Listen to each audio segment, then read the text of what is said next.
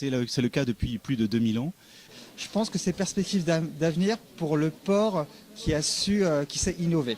Le port qui finalement est tourné vers lui-même, qui ne cherche pas à s'adapter aux nouvelles attentes, aux nouveaux clients.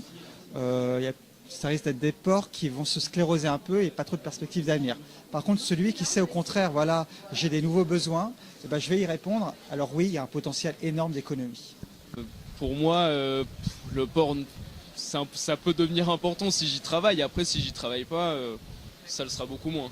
On voit que les employeurs ont des difficultés parfois à recruter parce qu'il n'y a pas suffisamment de candidats. Donc pour les jeunes, je crois que c'est vraiment des métiers d'avenir, hein, avec des possibilités de changement de métier, d'évolution dans les métiers. Vu le nombre de métiers, le nombre d'activités et les retombées économiques que génère chaque port, travailler dans un port, c'est forcément un métier d'avenir. Et donc du coup, développer les activités portuaires, développer les activités économiques, c'est développer l'emploi, à la fois pour ceux qui travaillent avec ces activités dans le port, mais aussi ceux qui en bénéficient à l'extérieur du port. Et ça revient sur ce lien d'interface ville-port, puisque le port qui travaille est un port qui éclabousse en retombées et en travail l'ensemble des acteurs qui sont autour du port.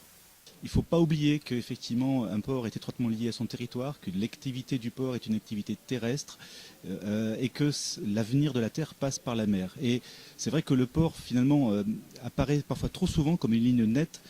Pour moi, l'avenir, c'est que le port disparaisse totalement, comme une frontière qui disparaît et qui crée un lien tout en douceur entre le territoire et la ville. Et c'est ce que je constate qui se passe actuellement d'ailleurs avec la loi NOTRe, pour nos amis québécois, vous expliquerai, mais avec la loi NOTRe, où les métropoles prennent en main totalement ces ports et recréent des métroports, des métropoles portuaires ou des ports métropolitains. On ne sait pas encore, on est encore en train de l'inventer, mais on voit bien qu'aujourd'hui, cette ligne disparaît au profit de projets justement de construction et de co-construction sur cet environnement portuaire.